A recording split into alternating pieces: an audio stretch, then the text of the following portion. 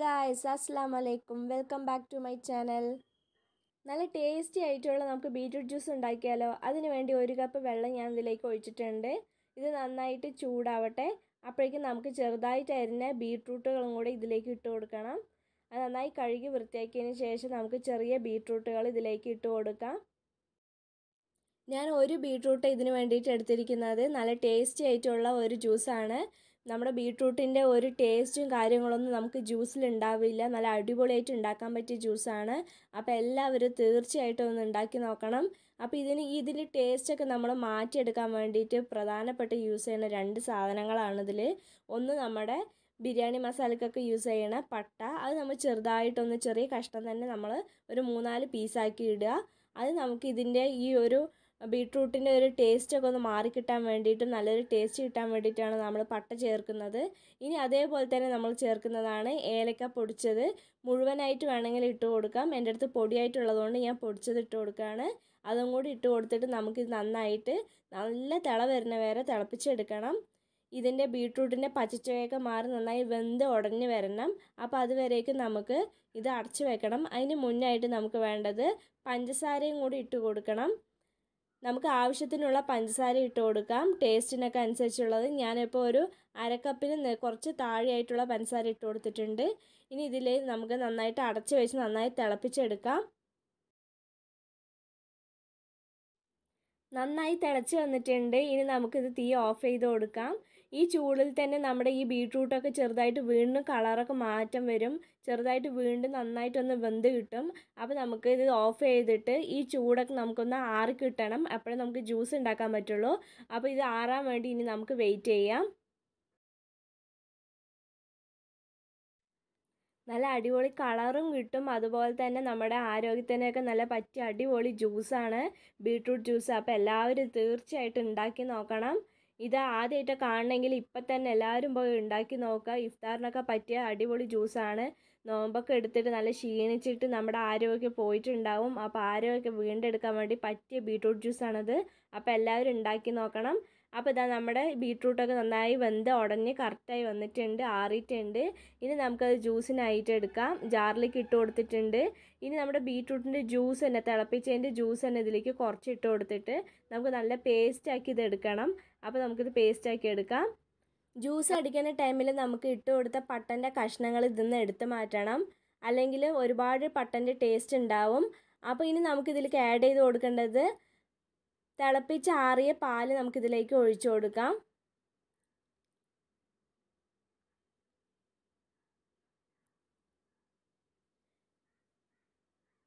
അതോടൊപ്പം തന്നെ നമ്മൾ തിളപ്പിച്ചതിൻ്റെ ബീറ്റ്റൂട്ടിൻ്റെ ജ്യൂസും കൂടി ഇതിലേക്ക് ഒഴിച്ചു കൊടുത്തിട്ട് ഇനി നമുക്ക് നന്നായിട്ട് പേസ്റ്റാക്കി നല്ല അടിപൊളി ജ്യൂസാക്കി എടുക്കണം.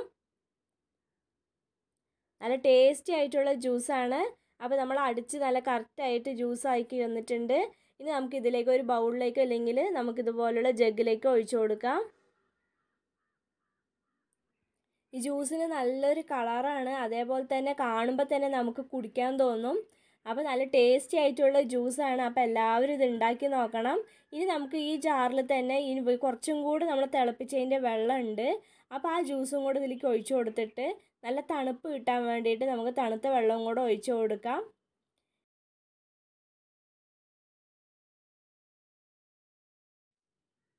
അപ്പോൾ ഈ അടിച്ചതും കൂടെ നമുക്ക് ജ്യൂസിലേക്ക് ഒഴിച്ചു കൊടുക്കാം. അപ്പോൾ നല്ല അടിപൊളി ടേസ്റ്റി ആയിട്ടുള്ള നല്ല കളർഫുള്ളായിട്ടുള്ള അടിപൊളി ജ്യൂസാണ്. അപ്പോൾ എല്ലാവരും ഇത് ഉണ്ടാക്കി നോക്കണം, മസ്റ്റായിട്ട് ഉണ്ടാക്കി നോക്കണം. വെറൈറ്റി ആയിട്ടുള്ള നല്ല ടേസ്റ്റി ആയിട്ടുള്ള ജ്യൂസാണ്. അപ്പോൾ ഇഫ്താറിന് എല്ലാവരും ഇത് ഉണ്ടാക്കി നോക്കണം. ഇത് ഒരിക്കലെങ്കിലും ഉണ്ടാക്കി നോക്കി കുടിച്ച് നോക്കുക. നല്ല ടേസ്റ്റ് ഉണ്ടാവും. നമ്മൾ പാലും അതുപോലെ ബീറ്റ്റൂട്ടും എല്ലാം കൂടെ ചേർന്ന് നല്ല അടിപൊളി ടേസ്റ്റാണ്. അപ്പോൾ ഈ ഇഫ്താറിന് എല്ലാവരും ഈ ജ്യൂസ് ഉണ്ടാക്കണം. ആരും ഇതുവരെ ഉണ്ടാക്കാത്ത നല്ല വെറൈറ്റി ആയിട്ടുള്ള തരിയാച്ചി ഇതാണ് ഇന്ന് ഉണ്ടാക്കാൻ പോകുന്നത്. അപ്പോൾ അതെങ്ങനെയാണെന്ന് നോക്കാം. ചട്ടി നന്നായി ചൂടായി വന്നിട്ടുണ്ട്. ഇതിലേക്ക് നമുക്ക് 2 ടീസ്പൂൺ നെയ്യ് ഇട്ട് കൊടുക്കാം. അത് നന്നായി ഒന്ന് ചൂടായി വരട്ടെ. എന്നിട്ട് നമുക്ക് 2 നേന്ത്രപ്പഴം ഇതിലേക്ക് അരിഞ്ഞിടണം. മീഡിയം പഴുത്തതായിരിക്കണം. അത് ചെറുതായിട്ടൊന്ന് അരിഞ്ഞത് ഇതിലേക്ക് ഇട്ട് കൊടുക്കാം. നേന്ത്രപ്പഴം അരിഞ്ഞെടുക്കുമ്പോൾ വീഡിയോ കാണുന്ന വലുപ്പത്തിൽ വേണം അരിഞ്ഞെടുക്കാൻ. അല്ലെങ്കിൽ നമ്മൾ ഇളക്കി കൊടുക്കുന്ന സമയത്ത് ഈ പഴമൊക്കെ കുഴഞ്ഞ് ഒരു കട്ടിയായിട്ട് വരും. അപ്പോൾ അങ്ങനെ ഇല്ലാതിരിക്കാൻ വേണ്ടിയിട്ടാണ് ഇങ്ങനെ ഒരിത്തിരിയെങ്കിലും വലുപ്പത്തിൽ അരിഞ്ഞെടുക്കാൻ പറയുന്നത്. അത് നന്നായിട്ട് നമുക്ക് രണ്ട് സൈഡും വാട്ടിയെടുക്കാം. അതോടൊപ്പം തന്നെ നമുക്ക് ഈന്തപ്പഴം ചെറുതായിട്ടൊന്ന് നുറുക്കിയതും കൂടി ഇട്ടിട്ട് വാട്ടിയെടുക്കാം. ഈന്തപ്പഴവും നമ്മുടെ നേന്ത്രപ്പഴമൊക്കെ നന്നായിട്ട് നെയ്യിൽ വഴറ്റി നമുക്ക് ഈ തരിക്കാച്ചിൽ ഇട്ട് കൊടുത്താൽ നല്ല ടേസ്റ്റാണ്, നല്ല രുചി ഉണ്ടാവും. അപ്പോൾ ആരും ഇതുവരെ ഉണ്ടാക്കി നോക്കിയിട്ടില്ലെങ്കിൽ ഇതുപോലെ ഒന്ന് ഉണ്ടാക്കി നോക്കണം. നല്ല ടേസ്റ്റ് ആയിട്ടുള്ള തരികാച്ചിയതാണ്. പഴമൊക്കെ നന്നായിട്ട് നെയ്യിൽ വാടി കിട്ടിയിട്ടുണ്ട്. ഇനി നമുക്ക് വേറൊരു പ്ലേറ്റിലേക്ക് ഇത് മാറ്റി കൊടുക്കാം. എന്നിട്ട് ഈ ചട്ടിയിൽ തന്നെ നമുക്ക് കുറച്ചും കൂടെ നെയ്യ് ഒഴിച്ചു കൊടുത്തിട്ട് നമുക്ക് ചെറിയ ഉള്ളി നമുക്ക് ചെറുതായിട്ട് അരിഞ്ഞത് ഇട്ട് കൊടുക്കാം. ഇത് നന്നായിട്ട് നമുക്കൊന്ന് മൂപ്പിച്ചെടുക്കണം. അണ്ടിപ്പരിപ്പ് മുന്തിരിയൊന്നും ഇല്ലാതെ നമുക്ക് അടിപൊളിയായിട്ട് തരികാച്ചിയത് ഉണ്ടാക്കാം. ഇതിൽ ഞാൻ അതൊന്നും ആഡ് ചെയ്യുന്നില്ല. പഴവും നമ്മുടെ ഈന്തപ്പഴവും ഈ ചെറിയ ഉള്ളി മാത്രമാണ് ആഡ് ചെയ്യുന്നത്. അതല്ലാണ്ട് പ്രത്യേകിച്ച് നമ്മൾ ഈ അണ്ടിപ്പരിപ്പ് മുന്തിരി ഒന്നും ചേർത്തി കൊടുക്കണില്ല. കറക്റ്റ് പാകമായി വന്നിട്ടുണ്ട്. ഇത് നമുക്ക് ഒരു പ്ലേറ്റിലേക്ക് കോരി മാറ്റാം.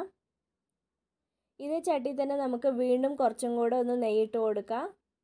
എന്നിട്ട് ഞാൻ ഈ കാണുന്ന പാത്രത്തിൽ കാണുന്ന അളവിലാണ് കുറച്ച് റവയും അതുപോലെ തന്നെ കുറച്ച് സേമിയ എടുത്തിട്ടുണ്ട്. ഇത് നമുക്ക് ഇട്ടിട്ട് നന്നായിട്ടൊന്ന് വറുത്തെടുക്കണം. കുറച്ച് സേമിയാണ് എടുത്തിരിക്കുന്നത്, പായസത്തിൻ്റെ സേമിയാണ്. അപ്പോൾ നമുക്ക് നന്നായിട്ട് ഈ നെയ്യിൽ ഒന്ന് വറുത്തെടുക്കാം. നമ്മൾ ഈ നെയ്യിൽ വറുത്തതിൻ്റെ നല്ല റവൻ്റെയും അതിൻ്റെ പോലെ തന്നെ സേമിൻ്റെ ഒക്കെ ഒരു ചെറിയൊരു മണമൊക്കെ വന്ന് തുടങ്ങും. അതുപോലെ ചെറിയൊരു കളറൊക്കെ മാറി ചെറുതായിട്ടൊന്ന് മൊരിഞ്ഞ് വന്ന് തുടങ്ങുന്ന സമയത്ത് ഇനി നമുക്ക് ഇതിലേക്ക് വെള്ളം ചേർത്തി കൊടുക്കണം. 1 കപ്പ് വെള്ളമാണ് ഞാൻ അതിലേക്ക് ചേർത്തി കൊടുക്കുന്നത്. വെള്ളം ചേർത്തി കൊടുത്തതിന് ശേഷം കൈവിടാതെ ഇളക്കിക്കൊണ്ടിരിക്കണം. അല്ലെങ്കിൽ നമ്മുടെ റവയും സേമിയൊക്കെ പെട്ടെന്ന് കട്ട പിടിക്കും. അപ്പോൾ നമുക്ക് നന്നായിട്ട് ഇളക്കി കൊടുത്തുകൊണ്ടിരിക്കാം. ഇതൊന്ന് വെന്ത് വരണം. വെന്ത് വന്നതിന് ശേഷം മാത്രം നമുക്ക് പഞ്ചസാര ചേർക്കാൻ പറ്റുള്ളൂ.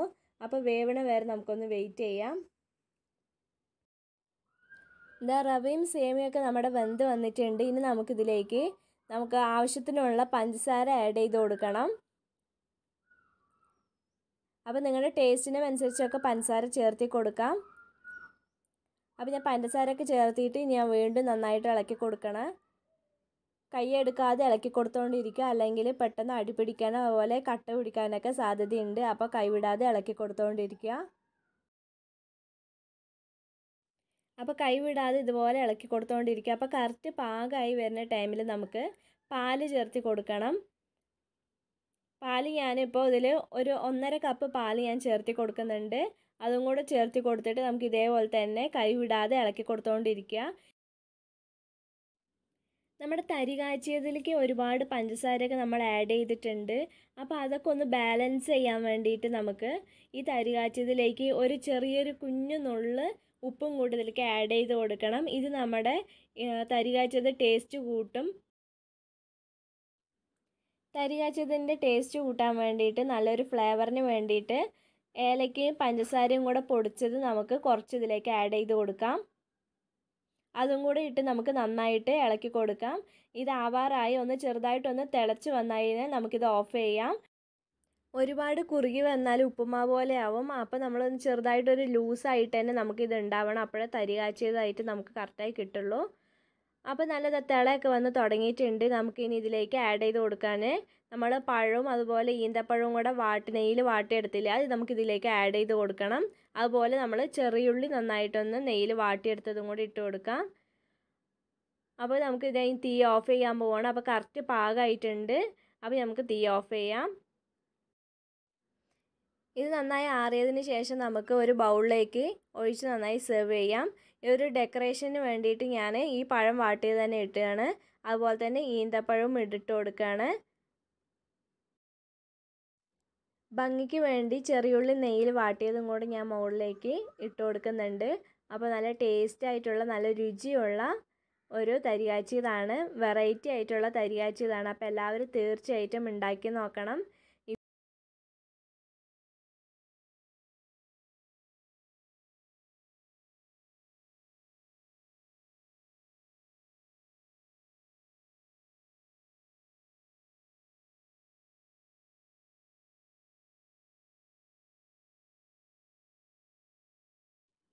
കഴിഞ്ഞ ഇഫ്താർ വീഡിയോയ്ക്ക് ഞാൻ ഇട്ടിട്ടുള്ളതാണിത്, ക്രിസ്പി സേമിയ കട്ട്ലേറ്റ്. അത് ഞാനിപ്പോൾ സേമിയന് പകരം ബ്രെഡ് ക്രംസ് ഇട്ടിട്ട് ഞാൻ ഇതേപോലെ തന്നെയാണ് ഉണ്ടാക്കിയെടുക്കുന്നത്. അപ്പോൾ ഞാനിതിൽ ആഡ് ചെയ്തെന്ന് മാത്രമേ ഉള്ളൂ. ഇതേപോലെ നല്ല ബോളാക്കി എടുത്തിട്ട് നമ്മൾ നേരത്തെ ഉണ്ടാക്കി വെച്ച മൈദമാവിൽ മുക്കിയിട്ട് അതേപോലെ ബ്രെഡ് ക്രംസിലും കൂടെ ഒന്ന് മുക്കിയതിന് ശേഷം നമ്മൾ എണ്ണയിലിട്ട് പൊരിച്ചെടുക്കുകയാണ്. അപ്പോൾ നമ്മൾ ഇന്നലെ ഉണ്ടാക്കിയ കട്ട്ലേറ്റിൻ്റെ മസാല കുറച്ചും കൂടെ ബാലൻസ് ഉണ്ടായിരുന്നു. അപ്പോൾ ഞാനത് ഇന്ന് ഇതുപോലെ ഉണ്ടാക്കി നോക്കിയതാണ്. നമ്മൾ സേമിന് പകരം ബ്രെഡ് ക്രംസിൽ മുക്കിയിട്ടാണ് പൊരിച്ചെടുക്കുന്നത്. അപ്പോൾ വീഡിയോ ഇതുവരെ ആരും കണ്ടിട്ടില്ലെങ്കിൽ എല്ലാവരും പോയി കണ്ടു നോക്കുക. നല്ല അടിപൊളിയായിട്ട് സിമ്പിളായിട്ട് ഉണ്ടാക്കാൻ പറ്റിയ നല്ല ടേസ്റ്റ് ആയിട്ടുള്ള ഒരു സ്നാക്കാണ്. അപ്പോൾ എല്ലാവരും വീഡിയോ കണ്ടിട്ടില്ലെങ്കിൽ കണ്ടു നോക്കണം. അപ്പോൾ ഞാനത് ഐക്കാർഡിൽ ഇട്ട് വെക്കാം, എല്ലാവരും കണ്ടു നോക്കുക. അപ്പോൾ ഞാനത് എണ്ണയിലിട്ട് പൊരിച്ചെടുക്കുന്നുണ്ട്. നല്ല ടേസ്റ്റി ആയിട്ടുള്ള ഒരു സ്നാക്കാണ് കേട്ടോ. അപ്പോൾ എല്ലാവരും മറക്കാതെ ഉണ്ടാക്കി നോക്കണം. അപ്പോൾ ഇനി ഒരു ജ്യൂസും കൂടെ നമുക്ക് ഉണ്ടാക്കിയെടുക്കണം. അപ്പോൾ അതിന് വേണ്ടിയിട്ട് ഞാൻ തണ്ണിമത്തൻ ചെറുതായിട്ട് അരിഞ്ഞെടുത്തിട്ടുണ്ട്. അത് നമുക്ക് ജാറിലേക്ക് ഇട്ട് കൊടുക്കാം. ഇത് സ്പെഷ്യലായിട്ടുള്ള ഷുഗർ സിറപ്പാണ്. അപ്പോൾ അതും കൂടി ഞാൻ ആഡ് ചെയ്ത് കൊടുക്കുന്നുണ്ട്. എന്നിട്ട് ജ്യൂസാക്കി അടിച്ചെടുക്കാം. അപ്പോൾ നമ്മുടെ ജ്യൂസ് റെഡി ആയിട്ടുണ്ട്. ഇനി നമുക്ക് ഒരു ജഗ്ഗിലേക്ക് ഒഴിച്ചു കൊടുക്കാം. അപ്പോൾ നമ്മുടെ ജ്യൂസ് റെഡിയായി. അപ്പോൾ ഷുഗർ സിറപ്പ് എങ്ങനെ ഉണ്ടാക്കണം എന്നൊക്കെ നമ്മൾ കഴിഞ്ഞ വീഡിയോയിൽ ഇട്ടിട്ടുണ്ട്. മിൻറ്റ് കുക്കുംബർ റിഫ്രഷർ എന്നുള്ള ജ്യൂസിൽ ഇട്ടിട്ടുണ്ട്. വീഡിയോ കണ്ടിട്ടില്ലെങ്കിൽ കണ്ടു നോക്കുക. അപ്പോൾ നമ്മൾ ഇഫ്താറിന് വേണ്ടിയിട്ടുള്ള വിഭവങ്ങളൊക്കെ റെഡി ആയിട്ടുണ്ട്.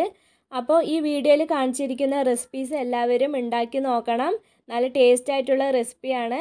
അപ്പോൾ എല്ലാവരും ഉണ്ടാക്കി നോക്കുക. വീഡിയോ ഇഷ്ടപ്പെട്ടാൽ ലൈക്ക് ചെയ്യുക, ഷെയർ ചെയ്യുക, കമൻറ്റ് ഇടുക. അതോടൊപ്പം സബ്സ്ക്രൈബ് ചെയ്യുക, സപ്പോർട്ടാക്കുക. അതിന് തൊട്ടടുത്തുള്ള കുഞ്ഞു ബെല്ലൈക്കൺ കൂടെ എനേബിൾ ചെയ്ത് വെക്കുക. അപ്പോൾ അതുവരേക്കും അസ്സലാമു അലൈക്കും. Thanks for watching.